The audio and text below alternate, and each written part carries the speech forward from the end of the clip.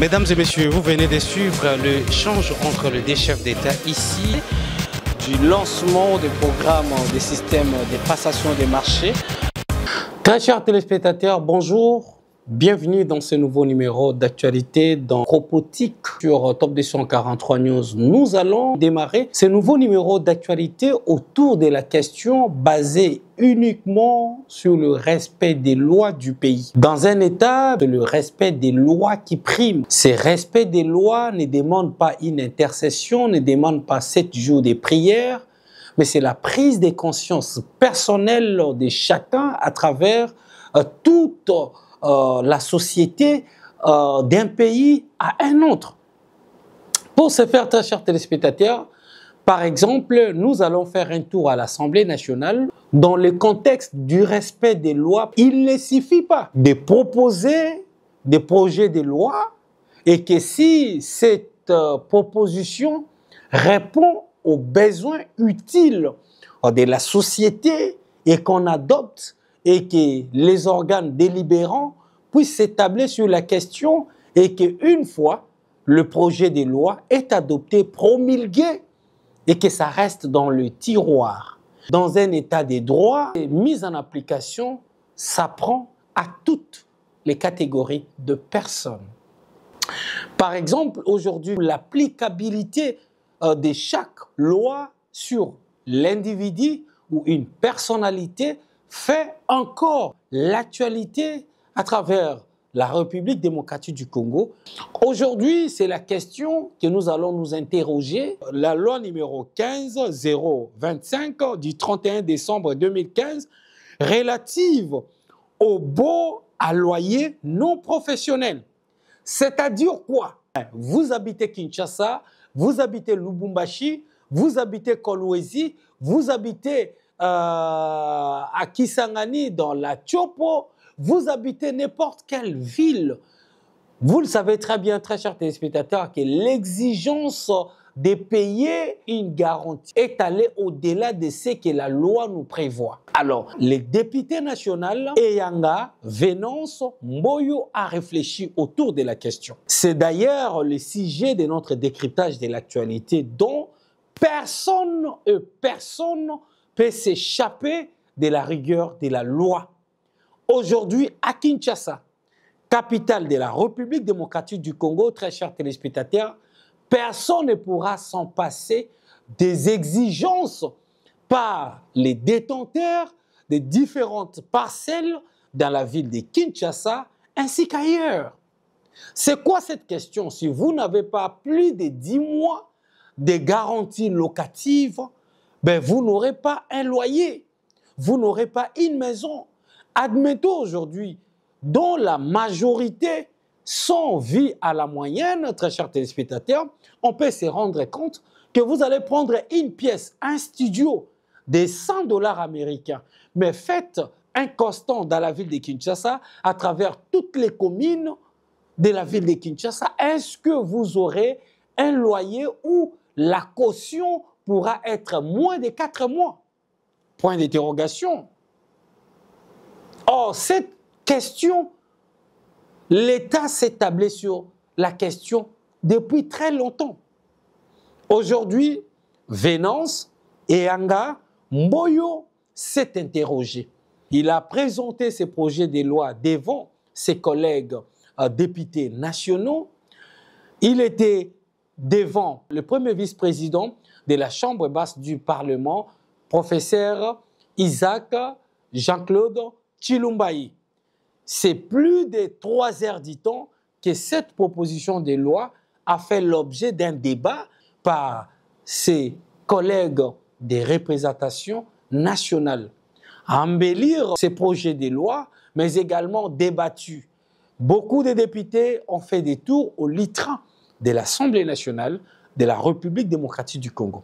Pour ce faire, après la recevabilité de ces projets de loi pour ce lundi 12 mai 2025, l'auteur de la proposition de ces projets de loi, Venance Eyanga Mboyo, s'est exprimé sur sa satisfaction, mais également les constants dont l'élit a constaté, les représentants du peuple, a constaté à travers la ville de Kinshasa et les constats amers par les Kinoises et Kinois, si quelqu'un veut avoir une maison, un loyer moyennant $100, $150, combien pour trouver une maison, ne fût-ce que pour 5 mois, pose des casse-têtes dans les chefs de la population de la ville de Kinshasa, ainsi qu'à travers le reste des villes en République démocratique du Congo.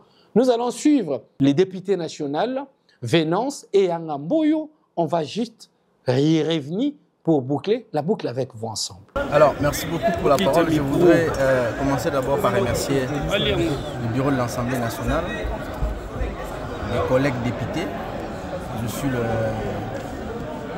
la conférence de président pour avoir aligné cette proposition de loi qui a permis que nous puissions débattre au niveau de notre plénière de ce jour.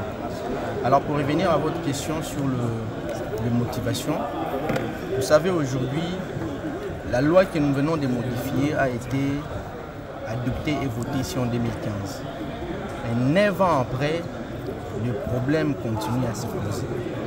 Par exemple, si tu es locataire aujourd'hui, la loi dans son état actuel lui est prévue, après avoir réalisé l'état de lieu avec le bailleur, la garantie locative devait être restituée. Malheureusement, nous connaissons, nous sommes tous Congolais et Kinois, nous connaissons deux fois comment nous courons derrière le remboursement de cette garantie locative. La loi prévoit que les contrats de bail doivent être déclarés, déposés auprès des services compétents de l'État.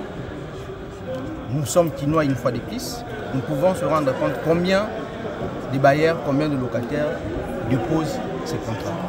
Bref, la relation entre bailleurs et locataires, c'est une relation aujourd'hui qui est mise à mal et il était important que nous puissions modifier certaines dispositions de cette loi et même ajouter comme nous venons de le faire. Ce que vous pouvez retenir en termes d'innovation, dans ma proposition de loi, nous avons proposé que désormais nous puissions disposer d'un permis de bail. C'est-à-dire qu'il ne suffit pas de construire ta maison, mais dès que vous construisez votre maison et que vous décidez de mettre ça en location, vous devez obtenir un permis auprès de l'État qui permet à l'État de te contrôler, de t'identifier, mais également qui permet à l'État de faire tout ce qui est suivi en termes de paiement d'impôts. La ville de Kinshasa aujourd'hui, c'est une ville dont la population est estimée entre 17 à 20 millions d'habitants, mais les foyers, on est entre 4 500 000 et 4 900 000. Alors que sur les 4 900 000 de ménages, on estime le taux de location autour de 45 à 50%. Donc près de la moitié des ménages kinois sont des locataires. Imaginez que nous arrivons à identifier le bailleur, ce que nous pouvons mobiliser en termes de recettes en ce qui concerne l'impôt sur le revenu locatif. Nous avons intégré aussi une innovation, entre autres, la fixation et le paiement des loyers exclusivement en francs congolais. Ça, c'est pour nous permettre de préserver le pouvoir d'achat des Congolais. Vous savez, si vous lisez la réglementation d'échange de notre pays, il y a un certain nombre de services qu'on oblige leur paiement en francs. Entre autres, les loyers, les soins de santé, le frais scolaire, le frais académique. On est tous là, je pense qu'on est tous locataires, je suppose. Mais combien payent les loyers en francs congolais? Combien payent les soins de santé en francs? Combien payent le frais scolaire, le frais académique en francs? Pour moi, je voulais que le loyer soit payé en francs congolais parce que c'est une question de souveraineté. Vous savez, le président, l'un des engagements du président, c'est entre autres préserver le pouvoir d'achat de la population. La meilleure manière de préserver le pouvoir d'achat de la population, c'est d'aller vers les secteurs où il y a des consommations de masse. Or, le secteur de l'habitat aujourd'hui, c'est un secteur où il y a une consommation de masse.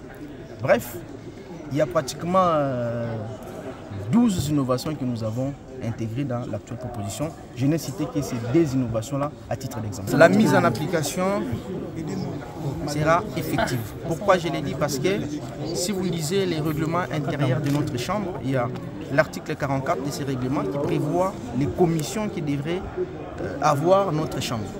Et l'une des commissions, c'est la commission suivi et évaluation des lois. recommandations et résolutions de l'Assemblée nationale. En fait, avec cette commission, une fois que la loi est votée ici, promulguée par le chef de l'État, la commission devra se rassurer que la loi produit les effets positifs pour laquelle elle a été votée. La production législative en cette session de mars dédiée à cet exercice ainsi qu'au contrôle parlementaire se porte bien à la chambre basse du Parlement que dirige le professeur Vital Kamerhe. L'examen et l'adoption de 2 propositions de loi le lundi 12 mai 2025 présentées par les députés nationaux Eyangamboyo Venance et Maombi Kachungo Sosten en est une preuve. Au cours de cette plénière conduite par le premier vice-président de la chambre basse du Parlement, Jean-Claude Chilombaye, la première loi à être portée devant l'Assemblée plénière était la proposition de loi portant aux principes fondamentaux relatifs à la pêche et l'aquaculture en RDC du député national Maombi Kachungo Sosten. Avec cette proposition de loi, l'auteur entend mettre à la disposition de la République un texte de loi qui cadre avec la situation actuelle, étant donné que la loi en vigueur date du décret du 21 avril 1937. 88 ans plus tard, une réforme de cette loi ainsi que la proposition d'une loi en ce qui concerne l'aquaculture s'impose afin de garantir à la population une sécurité et une stabilité alimentaire ainsi que nutritionnelle indispensables à leur survie. Une loi sur la pêche et l'aquaculture répond premièrement à un impératif urgent et immédiat, celui d'assurer à nos populations qui malheureusement en manquent cruellement la garantie d'une sécurité et d'une stabilité alimentaire et nutritionnelle indispensable à leur survie. La deuxième proposition de loi à être portée à l'intention de la représentation nationale, la proposition de loi modifiant et complétant la loi numéro 15/025 du 31 décembre 2015 relative au bois à loyer non professionnel des élus nationaux et Eyangamboyo Venance. Face à la mutation sociale, économique et juridique que connaît la République démocratique du Congo à l'heure actuelle, l'auteur a estimé que 10 ans après, cette loi doit subir également une évolution dans l'optique d'assurer une protection légale aux différentes parties prenantes. Avec 20 articles modifiés sur le 49 existant, un nouveau chapitre créé et 5 articles ajoutés, le porteur de la dite proposition de loi prône entre autres la fixation et le paiement du loyer en francs congolais ainsi que l'obligation de signer un contrat de bail devant le service de l'habitat. L'urbanisation sauvage et accélérée, les loyers exorbitants, la prolifération d'acteurs non régulés, la dollarisation systémique du marché locatif alors que le pouvoir d'achat des Congolais est mis à rythme par la volatilité monétaire, les expulsions sommaires des locataires, les pratiques informelles et les litiges récurrents, les cautions excessives, les hausses incontrôlées des loyers, l'absence de contrats formels témoignent aujourd'hui que le cadre légal actuel ne protège plus adéquatement les droits fondamentaux des parties. L'examen d'une proposition de loi appelant à un débat conformément à l'article 158, alinéa 2 du règlement intérieur de la Chambre basse du Parlement, les élus du peuple se sont versés aux questions, suggestions et recommandations. Cependant, les élus se sont accordés sur la recevabilité de ces 2 textes de loi qui ont été envoyés en commission environnement, tourisme, ressources naturelles et développement durable et la commission socio-culturelle qui ont 15 jours pour rendre leur rapport à la plénière. Bien avant l'examen et l'adoption de ces 2 propositions de loi, la question des immunités du député national Matata Mponyo s'est invitée à la discussion. Le président de séance, le professeur Jean-Claude Chilombaye, évoque l'article 69 de la Constitution et invite les élus à faire confiance aux démarches déjà amorcées par le speaker de la Chambre basse du Parlement, le professeur Vital Kamerhe. L'immunité dont sont couverts les parlementaires ne s'élève jamais.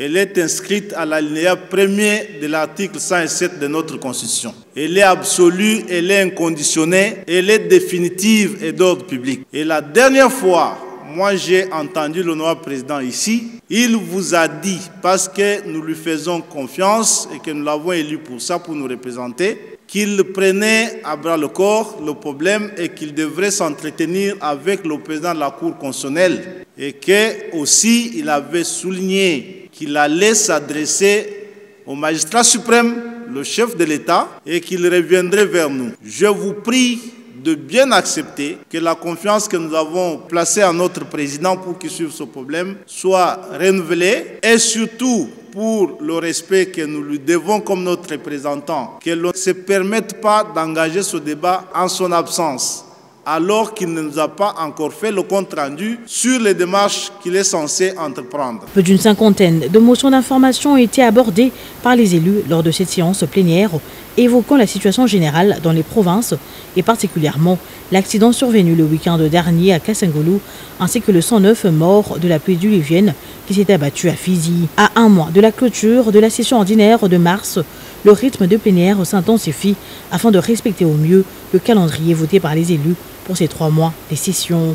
Très chers téléspectateurs, vous venez de suivre Venance Eyanga Mboyo, l'auteur du projet de loi sur le bon à loyer non professionnel.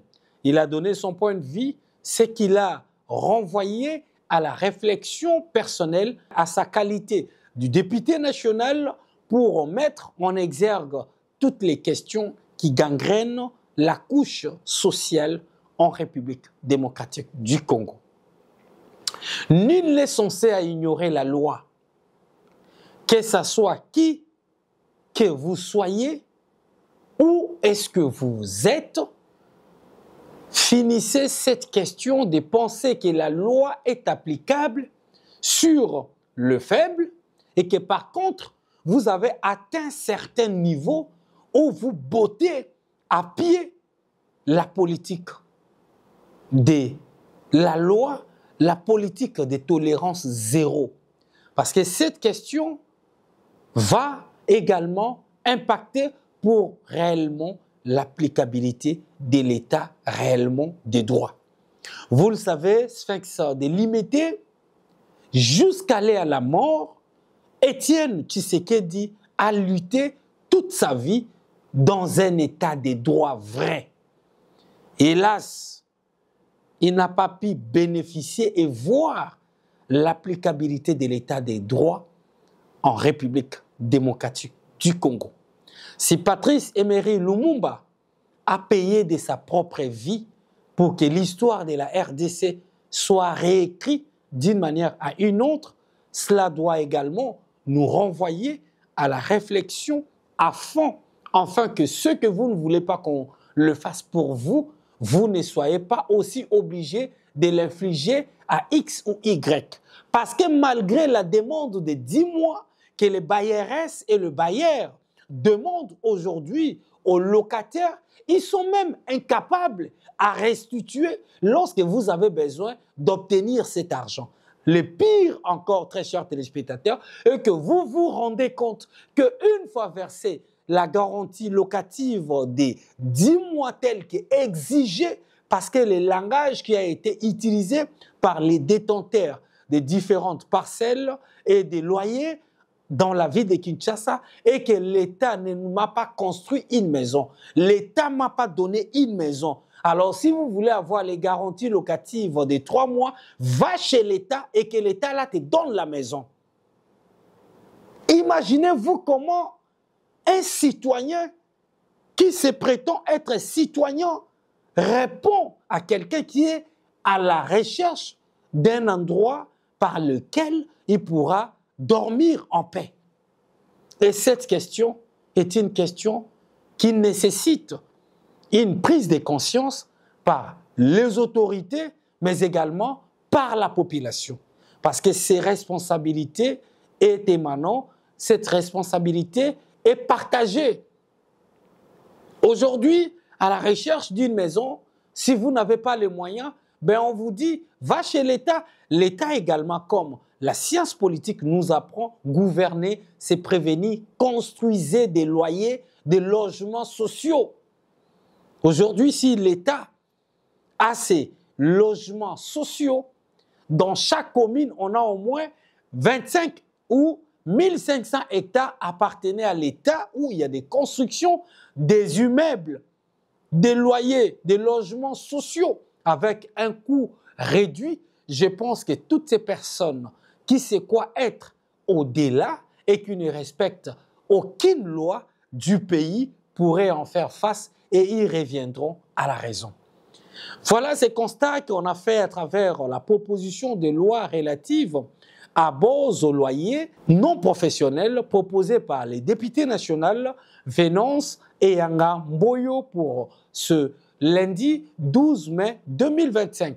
cette proposition de loi a été déclarée recevable sous la présidence du premier vice-président de l'Assemblée nationale, professeur Isaac Jean-Claude Tshilombo. Il a renvoyé cette proposition de loi qui vient d'être déclarée recevable à la commission PAJ et cette commission aura à son tour quelques jours pour les derniers toilettages, mais également en tenir compte de toutes les propositions et les complémentarités des élus nationaux pour cette fois renvoyer, une fois que ça sera adopté, ça sera voté et déclaré définitivement une loi. Cette loi sera une fois de plus renvoyée à la Cour constitutionnelle, d'où la Cour va trouver également son temps d'examiner pour juger conforme, afin de renvoyer ces projets de loi. Cette fois, le garant des bons fonctionnements des institutions de la République démocratique du Congo, Félix Antoine Tshisekedi Tshilombo, va à son tour promulguer cette loi pour que ce soit le faible et ceux qui se prétendent être le plus fort, chacun puisse tirer son compte pour faire mieux. Parce que si on se dit que nous sommes des patriotes, que nous sommes les croyants et que nous sommes incapables à respecter les lois du pays, à avoir de la compassion envers quelqu'un qui en a besoin, je doute fort et les mises en cause de la foi et la citoyenneté de chacun doit s'appliquer. Nous allons chuter également, très chers téléspectateurs, je voulais annoncer pour ce décryptage de l'actualité d'un Cropotique sur Top 243 News, très chers téléspectateurs, la question autour de l'Assemblée nationale et la Cour constitutionnelle, autour de la question de Matata Ponyo, autour de la question de l'ancien ministre des Finances, autour de la question, très chers téléspectateurs, de d'autres figures emblématiques sur l'immunité parlementaire de chaque député en fonction. Voilà, lors d'une plénière dont Vital Kamerhe avait présidé, il y avait eu une ambiance électrique entre les députés nationaux du pouvoir en place, c'est-à-dire ceux de l'UDPS. Finalement, Vital Kamerhe s'est prononcé sur la question d'immunité du député national Matata Ponyo Mapon. Nous allons vous laisser suivre de Vital Kamerhe au camp de l'UDPS. Suivez et à très bientôt dans un nouveau numéro d'actualité dans Groupe Média Top 243 News grâce à votre programme Cropotique. À très bientôt. L'Assemblée nationale n'était pas officiellement informée par la Cour constitutionnelle du dossier Matata, si ce n'est l'intéressé lui-même, ici en plénière, en présence de tous les députés, pour dire qu'il est convoqué pour être jugé. Et votre président a écrit à la Cour constitutionnelle, non pas pour susciter un pugilat entre des institutions, mais pour rappeler seulement l'article 107 de la Constitution. Et pour dire que ce sont des questions, en tant que grands responsables, nous pouvions traiter sans étaler en public. Puisque si le président de la Cour constitutionnelle m'avait écrit, j'allais l'appeler pour lui rappeler 2 ou 3 petites choses seulement. Puisque les juristes sont très forts. D'abord, j'allais lui poser la question en quelle qualité lui peut interpréter la loi. Il est président de la Cour constitutionnelle, mais n'est pas la Cour constitutionnelle. 2, nous avons des cas dans le passé. Le sénateur Salomo Escadela, n'est-ce pas? Mais on avait abandonné les charges contre Salomo Escadela quand il est devenu sénateur. Ils étaient embêtés, n'est-ce pas? Mais nous avons les cas de Matata lui-même. Mais c'est eux-mêmes, après avoir levé les immunités au Sénat, qui ont dit nous allons stopper la procédure de Matata. Je ne sais pas quoi, le Sénat avait donné son autorisation pour lui permettre de se présenter comme candidat président de la République et député national. Est-ce que Kamerhe était là? Mais alors, et s'il était élu président de la République? Je pose la question. Et s'il était élu président de la République, ils allaient faire quoi? Avant de poursuivre, je vais vous rappeler notre cas qui s'est passé en dehors de notre pays. Vous savez que plusieurs charges pesaient sur les candidats Donald Trump, n'est-ce pas, aux États-Unis, oui ou non? La juge, c'était une femme, si je me souviens, avait dit « Je suspends toutes les poursuites contre Donald Trump pour lui permettre de se présenter librement et sans aucune pression comme candidat président de la République. » Peut-être que la dame croyait que Trump allait échouer, mais il est passé président. Maintenant, c'est lui qui commence à arrêter les gens qui devaient l'arrêter, lui. Vous voulez que notre pays fonctionne comme ça, vraiment? Maintenant, l'honorable Matata a acquis de nouvelles immunités. Il n'est plus sénateur, il est député national. Alors, la seule question est de savoir, quand vous dites oui, la procédure avait commencé, ça ne concerne pas, mais il est député national revêtu du titre d'ancien Premier ministre. Donc, il faudra qu'on fasse attention aux choses que nous faisons maintenant, puisque demain, ça peut nous rattraper nous-mêmes.